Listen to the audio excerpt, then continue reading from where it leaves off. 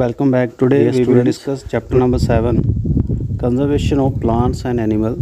ਤੁਸੀਂ क्लास 7 जो है ਉਹਦੇ ਵਿੱਚ ਤੁਸੀਂ ਪੜ੍ਹ ਚੁੱਕੇ ਹੋ ਡੈਟ ਜੋ ਪਹੇਲੀ ਐਂਡ ਬੁਜ਼ੋ ਦੀ ਕਹਾਣੀ ਆਈ ਸੀ visited the forest along with professor Ahmed and Tibu. ਦੋ ਬੰਦਿਆਂ ਦੀ ਇੰਟਰੈਕਸ਼ਨ ਦੇ ਨਾਲ ਉਹਨਾਂ ਨੇ ਕੁਛ ਗੱਲਾਂ ਤੁਹਾਨੂੰ ਚੈਪਟਰ 'ਚ ਸਮਝਾਈਆਂ ਸੀ। And other children in the class were also eager to share their experience as some of them had visited the Bharatpur sanctuary.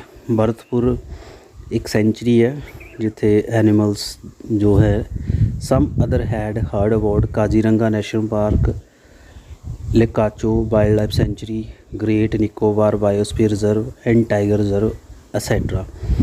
So what is the sanctuary, what is the national park and what is the biosphere reserve?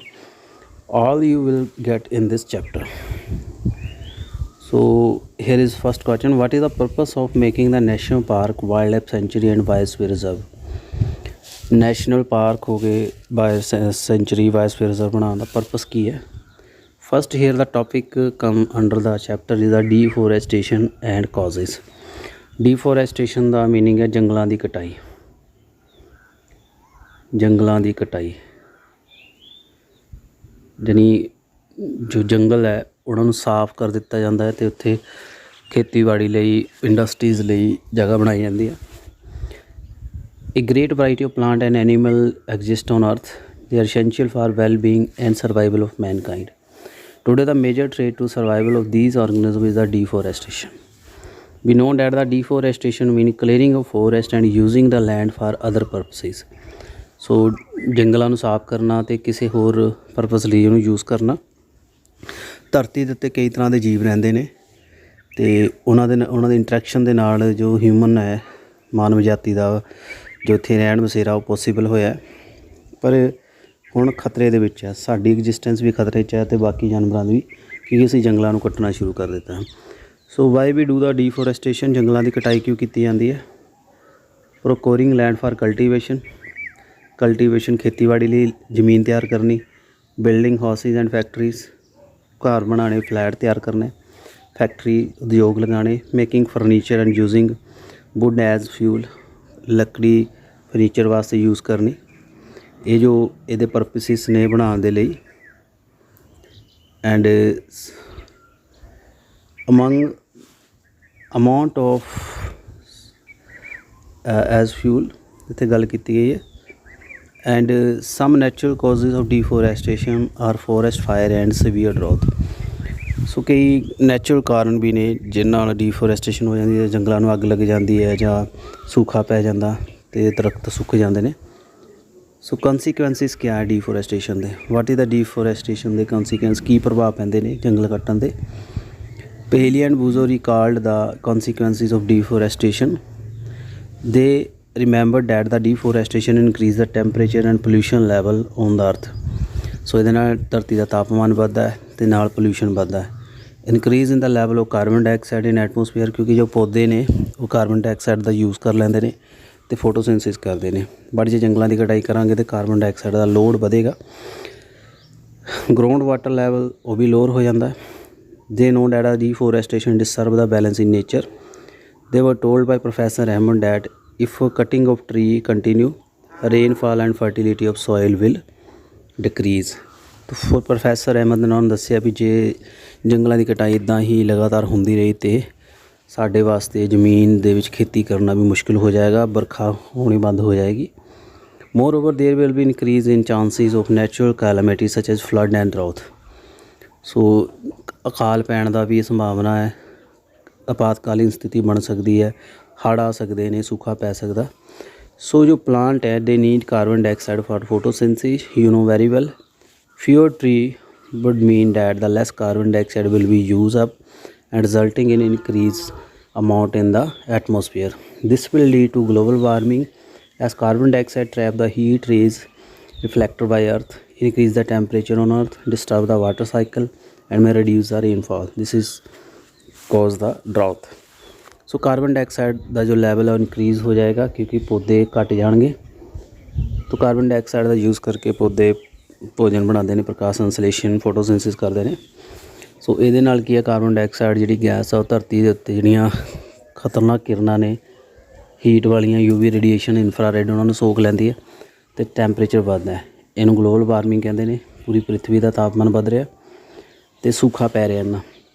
ਡੀਫੋਰੈਸਟੇਸ਼ਨ ਜਿਹੜੀ ਹੈ is a major cause which lead to the change in soil property. Soil ਦੀਆਂ properties change ਹੋ ਰਹੀਆਂ। Physical property of soil is affected by plantation and vegetation. So you have learnt in 7th class how the tree prevent the soil erosion. Fewer trees result in more soil erosion. Removal of top layer of the soil exposes the lower hard and rocky layer. Soil has less humus and less fertile. Gradually the fertile land get converted into desert. This is called desertification. So ਇਸ ਪੈਰੇ ਦਾ ਕੀ ਮਤਲਬ ਹੈ, ਜੰਗਲਾਂ ਦੀ ਕਟਾਈ ਦੇ ਨਾਲ ਕਾਫੀ ਨੁਕਸਾਨ ਹੁੰਦਾ। ਜੋ ਮਿੱਟੀ ਦੀ ਪ੍ਰੋਪਰਟੀ ਜਿਹੜੀ ਆ ਉਹਦੇ 'ਤੇ ਇਫੈਕਟ ਹੁੰਦਾ ਹੈ। ਫਿਜ਼ੀਕਲ ਪ੍ਰੋਪਰਟੀਜ਼ ਚੇਂਜ ਹੋ ਜਾਂਦੀ ਹੈ। 7th ਕਲਾਸ 'ਚ ਤੁਸੀਂ ਪੜ੍ਹਿਆ ਵੀ ਜੋ ਦਰਖਤ ਨੇ ਉਹ ਮਿੱਟੀ ਨੂੰ ਖੁਰਨ ਤੋਂ ਬਚਾਉਂਦੇ ਨੇ, ਇਰੋਜ਼ਨ ਤੋਂ। ਘੱਟ ਦਰਖਤ ਹੋਣਗੇ ਤਾਂ ਮਿੱਟੀ ਜ਼ਿਆਦਾ ਖੁਰੇਗੀ ਅਤੇ ਮਿੱਟੀ ਦੀ ਜਦੋਂ ਟੌਪ ਲੇਅਰ ਖੁਰ ਜਾਏਗੀ ਤਾਂ ਨੀਚੇ ਜੋ ਚਟਾਨਾਂ ਰਹਿ ਜਾਣਗੀਆਂ। ਚਟਾਨੀ ਹਿੱਸਾ ਜਿਹੜਾ ਬੰਜਰ ਹਿੱਸਾ ਹੈ, ਕਿਉਂਕਿ ਉਸ ਜਗ੍ਹਾ 'ਤੇ ਹਿਊਮਸ ਨਹੀਂ ਹੁੰਦੀ। ਹਿਊਮਸ ਇੱਕ ਮਾਈਕਰੋ ਆਰਗਨਿਜ਼ਮ ਨਾਲ ਭਰਿਆ ਬਲੈਕ ਕਲਰ ਦਾ ਮਟੀਰੀਅਲ ਹੁੰਦਾ ਸੋਇਲ ਦੇ ਵਿੱਚ, ਜਿਹਦੇ ਨਾਲ ਸੋਇਲ ਬਣਦੀ ਹੈ। ਸੋ ਹੌਲੀ ਹੌਲੀ ਜ਼ਮੀਨ ਜਿਹੜੀ ਹੈ ਬੰਜਰ ਹੋ ਜਾਏਗੀ। ਇਹਨੂੰ ਡੈਜ਼ਰਟੀਫਿਕੇਸ਼ਨ ਕਹਿੰਦੇ ਨੇ। So desertification also lead in decrease in water holding capacity of soil. The movement of water from the soil surface into the ground is reduce. So desertification ਦੇ ਨਾਲ ਜ਼ਮੀਨ ਦੇ ਵਿੱਚ ਪਾਣੀ ਦੀ ਸੋਖਣ ਸਮਰੱਥਾ ਘਟ ਜਾਏਗੀ, ਕਿਉਂਕਿ ਮਿੱਟੀ ਜਿਹੜੀ ਰੇਤਲੀ ਹੋ ਜਾਏਗੀ। ਐਂਡ ਇਹਦੇ ਨਾਲ ਫਲੱਡ ਜ਼ਿਆਦਾ ਆਉਣਗੇ। Other properties of soil like nutrient content, texture also change. ਇਹ ਵੀ ਚੀਜ਼ਾਂ ਨਾਲ ਚੇਂਜ ਹੋ ਜਾਣਗੀਆਂ। Next we have the conservation of forest and wildlife. ਹੁਣ ਅਸੀਂ ਜੰਗਲਾਂ ਨੂੰ ਕਿਸ ਤਰ੍ਹਾਂ ਬਚਾਉਣਾ ਹੈ, ਜੰਗਲੀ ਜੀਵ ਜੰਤੂਆਂ ਨੂੰ। ਅਵੇਅਰ ਹੋਣਾ ਜ਼ਰੂਰੀ ਹੈ ਇਫੈਕਟ ਆਫ ਡੀਫੋਰੈਸਟੇਸ਼ਨ, ਕਿਉਂਕਿ ਸਾਨੂੰ ਪਤਾ ਲੱਗਿਆ ਜੰਗਲਾਂ ਦੀ ਕਟਾਈ ਦੇ ਕੀ ਇਫੈਕਟ ਨੇ। ਪਹੇਲੀ ਬੂਜ਼ੋ ਇਸ ਵਜ੍ਹਾ ਨਾਲ ਹੈਰਾਨ ਨੇ ਵੀ ਇੰਨੇ ਖਤਰਨਾਕ ਇਫੈਕਟ ਨੇ। ਫਿਰ ਉਹ ਪ੍ਰੋਫੈਸਰ ਅਹਿਮਦ ਤੋਂ ਜਾਂਦੇ ਨੇ and ask him how the forest wildlife can be save. ਫਿਰ ਉਹ ਪੁੱਛਦੇ ਨੇ ਕਿ ਜੰਗਲੀ ਜੀਵ ਜੰਤੂ ਅਤੇ ਜੰਗਲਾਂ ਨੂੰ ਕਿੱਦਾਂ ਸੇਵ ਕਰ ਸਕਦੇ ਆ। ਸੋ ਇਹਦੇ ਵਿੱਚ ਇੱਕ ਫਸਟ ਇੱਥੇ ਦੱਸਿਆ ਗਿਆ that is a biosphere. Biosphere is a part of earth in which the living ਔਰਗਨਿਜ਼ਮ। ਜਿਸ ਜਗ੍ਹਾ 'ਤੇ ਜੀਵ ਰਹਿੰਦੇ ਨੇ, ਐਨੀਮਲ ਜਾਂ ਪਲਾਂਟ ਲੈਂਦੇ ਨੇ ਧਰਤੀ ਦੇ ਹਿੱਸੇ ਤੋਂ, ਉਹਨੂੰ ਜੈਵਿਕ ਮੰਡਲ ਜਾਂ ਬਾਇਓਸਫੀਅਰ ਕਹਿੰਦੇ ਨੇ। So professor Ahmed organises a visit to biosphere reserve for Paheli Boojho and their classmate. So professor Ahmed ਜੋ ਹੈ ਇੱਕ ਬਾਇਓਸਫੀਅਰ ਰਿਜ਼ਰਵ 'ਤੇ ਪਹੇਲੀ ਬੂਜੋ ਤੋਂ ਦੀਆਂ ਸਹੇਲੀਆਂ ਨੂੰ ਲੈ ਕੇ ਜਾਂਦਾ ਹੈ। He select a place that is called the Pachmarhi biosphere reserve. ਇੱਕ ਬਹੁਤ ਫੇਮਸ ਬਾਇਓਸਫੀਅਰ ਰਿਜ਼ਰਵ ਹੈ ਪੰਚਮਾਰੀ ਬਾਇਓਸਫੀਅਰ ਰਿਜ਼ਰਵ। ਗੂਗਲ 'ਤੇ ਬੱਚੇ ਉਹਦੇ ਬਾਰੇ ਸਰਚ ਕਰ ਸਕਦੇ ਹੋ। He know that the plant and animal found here similar to those of the upper Himalaya peak and those belonging to lower western Ghat. Himalaya ਦੇ ਅਪਰ ਹਿਮਾਲਿਆ ਅਤੇ ਵੈਸਟਰਨ ਘਾਟ ਦੇ ਨਾਲ ਇਹਨਾਂ ਦੇ ਪਲਾਂਟ ਮਿਲਦੇ ਨੇ। ਪ੍ਰੋਫੈਸਰ ਅਹਿਮਦ ਨੂੰ ਯਕੀਨ ਹੈ that is the wide diversity ਜੋ ਇਸ ਜਗ੍ਹਾ 'ਤੇ ਮਿਲਦੀ ਉਹ ਯੂਨੀਕ ਹੈ। ਯਾਨੀ ਇਸ ਜਗ੍ਹਾ 'ਤੇ ਜੋ ਜੀਵ ਜੰਤੂ ਮਿਲਦੇ ਨੇ ਉਹ ਅਲੱਗ ਤਰ੍ਹਾਂ ਦੇ ਮਿਲਦੇ ਨੇ। ਹੀ ਰਿਕੁਐਸਟ ਮਾਧਵ ਜੀ ਇਹ ਫੋਰੈਸਟ ਇੰਪਲਾਈ ਜੰਗਲ ਦਾ ਉਹਨਾਂ ਨੂੰ ਗਾਈਡ ਕਰਦਾ ਚਿਲਡਰਨ ਨੂੰ ਵੀ ਇਹਦੇ ਬਾਰੇ ਦੱਸਿਆ ਜਾਵੇ। ਫਿਰ ਉਹਨਾਂ ਨੂੰ ਸਮਝਾਉਂਦਾ ਹੈ। ਜੋ ਮਾਧਵ ਜੀ explain the children that apart from a professor effort and the effort of society, government jo agency also take care of the forest and the animal. The government lay down the rule, method and policy to protect and conserve them. Wildlife sanctuary, national park, biosphere reserve are protected area for conservation of plant and animal. So ਜੋ ਉੱਥੇ employee ਸੀ ਮਾਧਵ ਜੀ, ਉਹ ਬੱਚਿਆਂ ਨੂੰ ਦੱਸਦਾ ਹੈ ਕਿ government ਦੇ ਨਾਲ ਅਤੇ NGO ਦੀ ਮਦਦ ਦੇ ਨਾਲ ਅਤੇ ਪ੍ਰੋਫੈਸਰ ਅਹਿਮਦ ਦੇ ਐਫਰਟ ਦੇ ਨਾਲ ਜੰਗਲਾਂ ਇਸ ਏਰੀਏ ਦੀ ਕਾਫੀ ਸੰਭਾਲ ਕੀਤੀ ਗਈ ਹੈ। ਨੈਸ਼ਨਲ ਪਾਰਕ ਸੈਂਚੁਰੀ ਅਤੇ ਬਾਇਓਸਫੀਅਰ ਰਿਜ਼ਰਵ ਗੌਰਮੈਂਟ ਬਣਾਉਂਦੀ ਹੈ ਤਾਂ ਕਿ ਜੰਗਲਾਂ ਨੂੰ ਬਚਾਇਆ ਜਾ ਸਕੇ। To protect our flora and fauna. So ਬੱਚਿਆਂ ਦੇ 'ਚ ਫਲੋਰਾ ਐਂਡ ਫੋਨਾ ਟਰਮ ਆਉਂਦੀ ਹੈ। ਫਲੋਰਾ ਦੇ ਵਿੱਚ ਸਾਰੇ ਪੌਦੇ ਆਉਂਦੇ ਨੇ, ਫੋਨਾ ਦੇ ਵਿੱਚ ਜੀਵ ਜੰਤੂ ਆਉਂਦੇ ਨੇ। And their habitat protected area that is call sanctuary, national park and biosphere reserve. ਇੱਕ ਪ੍ਰੋਟੈਕਟਡ ਸੰਰਕਸ਼ਿਤ ਏਰੀਆ ਬਣਾਏ ਜਾਂਦੇ ਨੇ। ਉੱਥੇ ਕੋਈ ਹਿਊਮਨ ਇੰਟਰਫੇਰੈਂਸ ਨਹੀਂ ਕਰ ਸਕਦਾ, ਉੱਥੇ ਇਹਨਾਂ ਦਾ ਸ਼ਿਕਾਰ ਵਗੈਰਾ ਨਹੀਂ ਕਰ ਸਕਦਾ, ਦਰਖਤਾਂ ਨੂੰ ਕੱਟ ਨਹੀਂ ਸਕਦੇ। ਪਲਾਂਟੇਸ਼ਨ ਦਰਖਤ ਲਗਾਏ ਜਾਂਦੇ ਨੇ। ਕਲਟੀਵੇਸ਼ਨ ਖੇਤੀਬਾੜੀ, ਗ੍ਰੇਜ਼ਿੰਗ, ਫਾਲਿੰਗ ਟਰੀ, ਹੰਟਿੰਗ, ਪੋਚਿੰਗ ਇਹ ਚੀਜ਼ਾਂ ਬੰਦ ਹੁੰਦੀਆਂ ਨੇ। ਯਾਨੀ ਇਸ ਜਗ੍ਹਾ 'ਤੇ ਅਸੀਂ ਲਗਾ ਸਕਦੇ ਹਾਂ, ਪੇੜ ਲਗਾ ਸਕਦੇ ਹਾਂ, ਪਰ ਖੇਤੀਬਾੜੀ ਨਹੀਂ ਕਰ ਸਕਦੇ, ਨਾ ਜੰਗਲਾਂ ਨੂੰ ਕੱਟ ਸਕਦੇ, ਨਾ ਜਾਨਵਰਾਂ ਦਾ ਸ਼ਿਕਾਰ ਕਰ ਸਕਦੇ ਹਾਂ।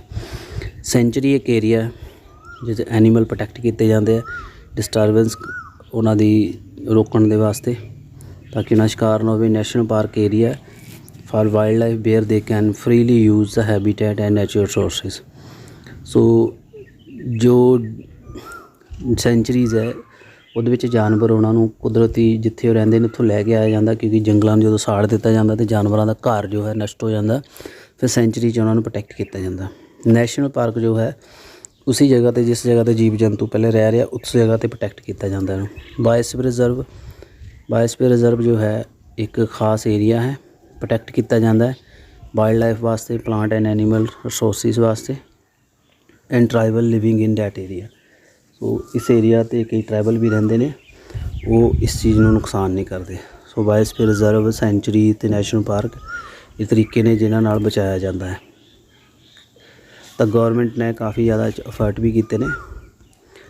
ਐਂਡ ਬਾਇਓਸਫੀਅਰ ਰਿਜ਼ਰਵ ਦੀ ਇੱਥੇ ਗੱਲ ਕੀਤੀ ਗਈ ਹੈ। Children along with professor Ahmed and ਮਦਹਾਬੀ enter the biosphere reserve area. ਫਿਰ ਉਹ biosphere reserve area Pachmarhi sanctuary ਦੇ ਨਾਲ ਜਾਂਦੇ ਨੇ ਉੱਥੇ। ਅਤੇ ਬਾਇਓਸਫੀਅਰ ਰਿਜ਼ਰਵ ਦੇ ਬਾਰੇ ਦੱਸਦਾ ਹੈ that is meant for conservation of biodiversity. ਤੋਂ ਬਾਇਓਡਾਇਵਰਸਿਟੀ ਨੂੰ ਕੰਜ਼ਰਵ ਕਰਨ ਦੇ ਵਾਸਤੇ ਹੀ ਬਾਇਓਸਫੀਅਰ ਰਿਜ਼ਰਵ ਬਣਾਇਆ ਜਾਂਦਾ ਹੈ।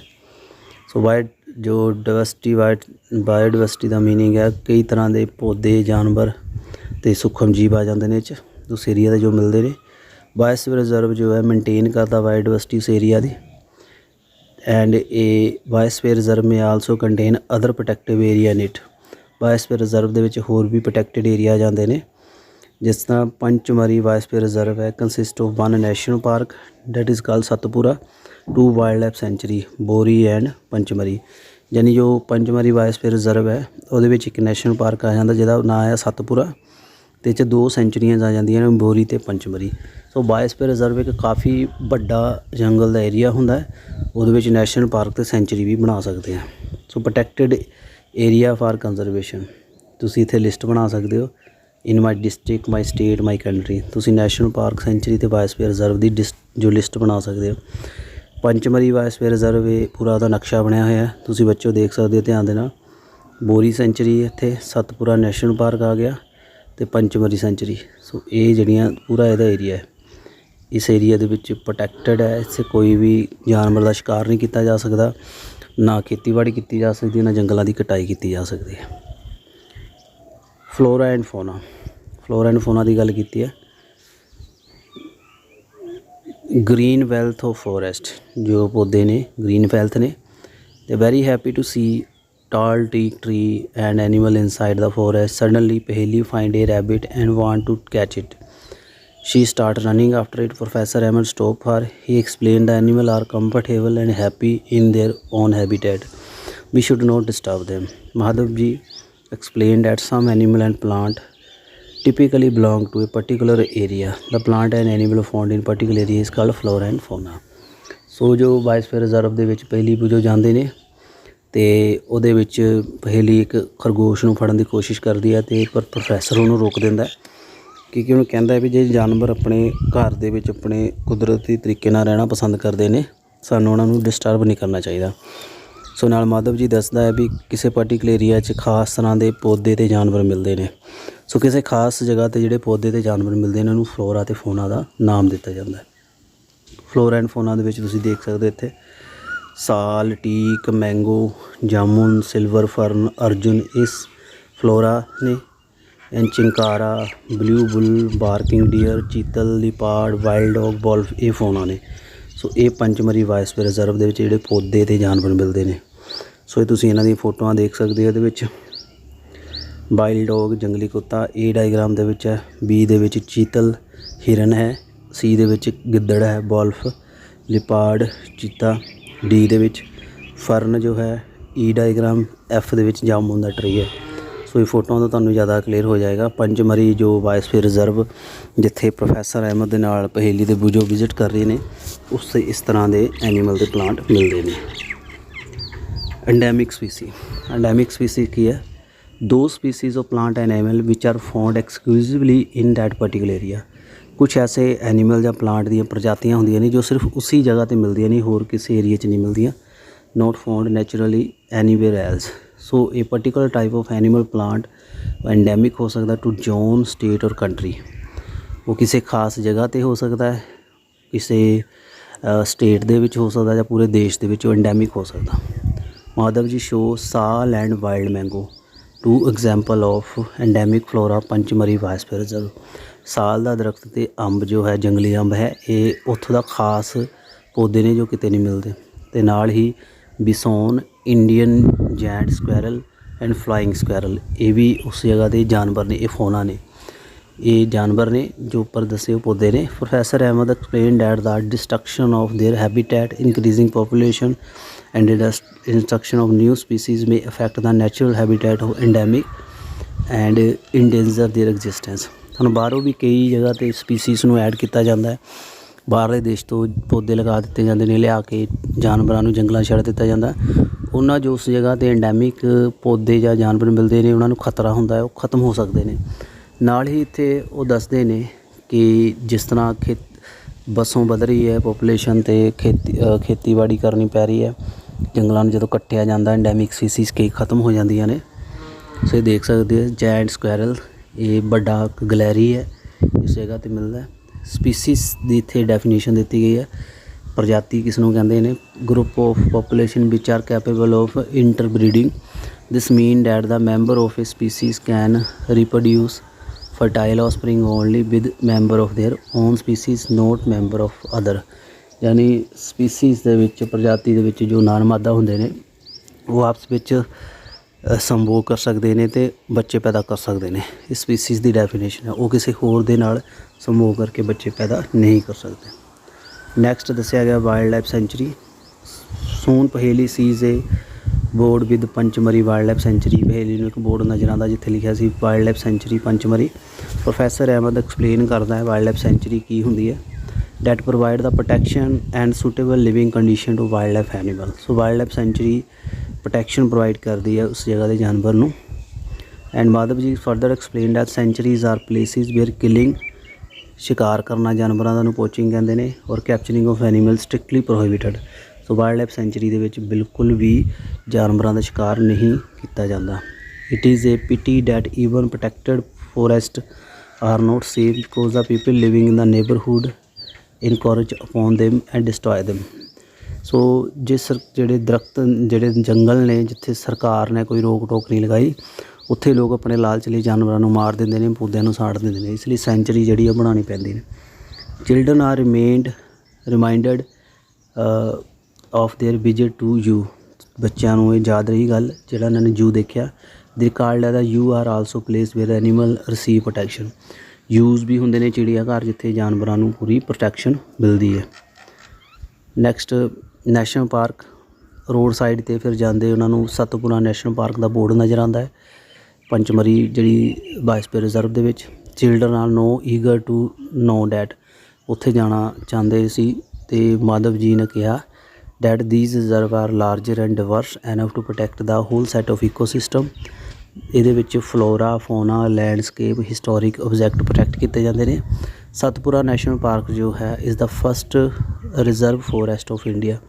ਸਤਪੁਰਾ ਨੈਸ਼ਨਲ ਪਾਰਕ ਇੱਕ ਪਹਿਲਾ ਰਿਜ਼ਰਵ ਜੰਗਲ ਹੈ ਜਿੱਥੇ ਬਿਲਕੁਲ ਹੀ ਸ਼ਿਕਾਰ ਨਹੀਂ ਕਰਨ ਦਿੱਤਾ ਜਾਂਦਾ। ਤਾਂ ਇਹਦੇ ਵਿੱਚ ਉਸ ਜਗ੍ਹਾ 'ਤੇ ਜੋ ਨਦੀਆਂ, ਪਹਾੜ, ਪੌਦੇ, ਜੀਵ ਜੰਤੂ ਆ ਜਾਂਦੇ ਨੇ, ਉਹਨਾਂ ਨੂੰ ਵੀ ਬਚਾਇਆ ਜਾਂਦਾ ਹੈ। ਸੋ ਨੈਸ਼ਨਲ ਪਾਰਕ ਜ਼ਿਆਦਾ ਵੱਡਾ ਹੁੰਦਾ ਹੈ ਸੈਂਚੁਰੀ ਦੇ comparative. As the children move ahead they see the board that the Satpura tiger reserve. ਉੱਥੇ ਵੀ ਸਤਪੁਰਾ ਟਾਈਗਰ ਰਿਜ਼ਰਵ ਦਾ ਵੀ ਇੱਕ ਬੋਰਡ ਦੇਖਦੇ ਨੇ। ਟਾਈਗਰ ਰਿਜ਼ਰਵ ਜਿਹੜਾ ਲਾਂਚ ਕੀਤਾ ਗਿਆ ਸੀ by government to protect the tiger in the country. Tiger ਜੋ ਸਾਡਾ ਪੈਂਥਰਾ ਟਾਈਗਰਸ ਸਾਡਾ ਜਾਨਵਰ ਹੈ, ਰਾਸ਼ਟਰੀ ਪਸ਼ੂ ਹੈ, ਉਹਨੂੰ ਪ੍ਰੋਟੈਕਟ ਕਰਨ ਦੇ ਵਾਸਤੇ ਟਾਈਗਰ ਪ੍ਰੋਜੈਕਟ ਚਲਾਇਆ ਗਿਆ ਅਲੱਗ-ਅਲੱਗ ਸਟੇਟ ਦੇ ਵਿੱਚ। ਇਹਦਾ ਆਬਜੈਕਟਿਵ ਹੈ ਕਿ survival and maintenance of tiger population in country, ਵੀ ਟਾਈਗਰ ਦੀ ਜਿਹੜੀ ਪਾਪੂਲੇਸ਼ਨ ਹੈ ਉਹਨੂੰ ਮੇਨਟੇਨ ਕਰਕੇ ਰੱਖਿਆ ਜਾਏ। Tiger is the one of the many species which are slowly disappearing from forest, but the Satpura ਜੋ ਟਾਈਗਰ ਰਿਜ਼ਰਵ ਹੈ is unique to sense that significant increase in population of tiger has been seen there.